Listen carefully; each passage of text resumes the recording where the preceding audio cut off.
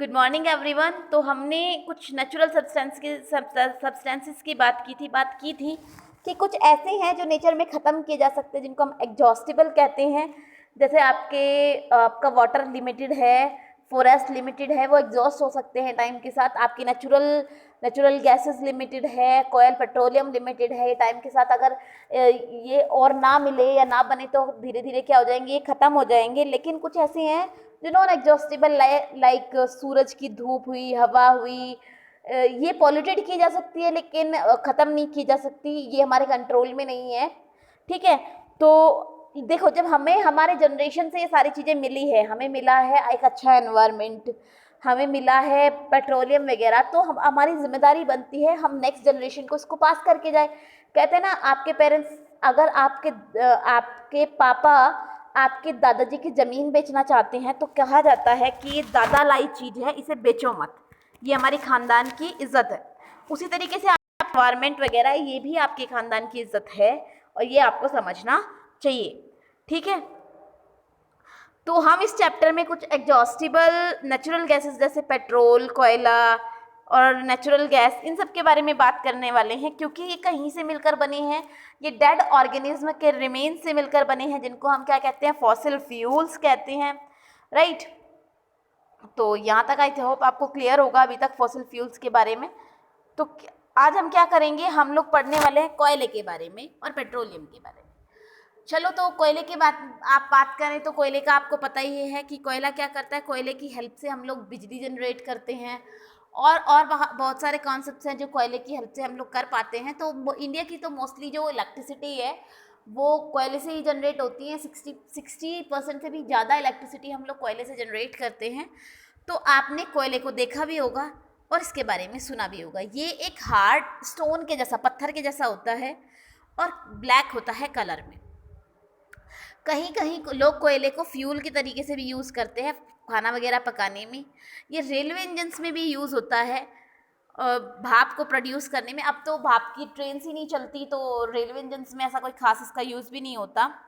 ये thermal power plant में use होता है, जहाँ पर हम लोग इलेक्ट्रिसिटी प्रोड्यूस करते हैं।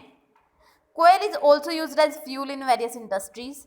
कोयले को हम लोग बहुत से इंडस्ट्रीज़ में फ्यूल के रूप में भी यूज़ करते हैं। तो कोयले का मतलब बहुत सारा यूज़ आप अपनी डेली लाइफ में नोटिस कर सकते हैं। राइट, और अगर आपको कुछ यूज़ याद आते हैं तो आप अपने आप से बताइए या डिस्कस कीजिए इसके बारे में। राइट, अब कह रहा है कि स्टोरी, कोयला बना कैसे, कोयले की स्टोरी क्या है। तो लगभग 300 साल पहले की बात है। The earth has dense forest in low lying wetland areas. तो जहाँ पर गीला एरिया है और काफ़ी गहरा धंसा हुआ एरिया है, वहाँ पर बहुत सारे फॉरेस्ट हुआ करते थे।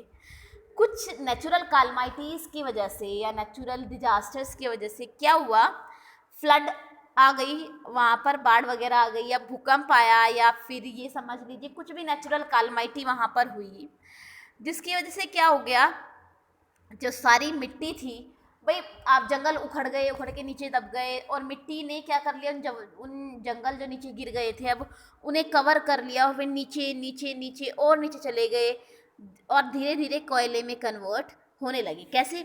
अंडर हाई प्रेशर और हाई टेम्परेचर की। जब एक ज़मीन के लेयर के ऊपर एक और लेयर चलती रहेगी तो क्या होगा, प्रेशर बनेगा।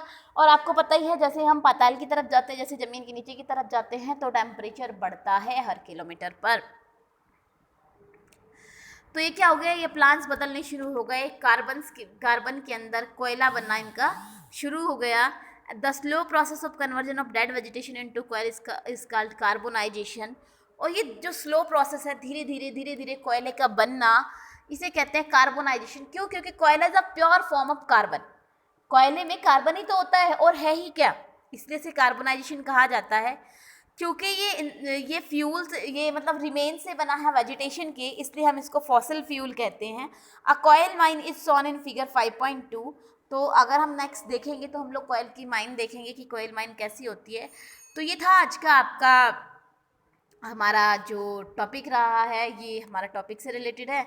तो मैंने आपको स्टोरी ऑफ कोयल वगैरह बता दिया और किस तरीके से कोयला काम करता है, क्या यूज़ होता है। कुछ ग्रीडी लोगों की वजह से हमारा जो मतलब नेचुरल रिसोर्सेज धीरे धीरे ख़त्म हो रहे हैं, ये बात का ध्यान रखना हमारी जिम्मेदारी है। तो रखते हैं इतना ही आज के लिए। Thank you, bye bye, good day.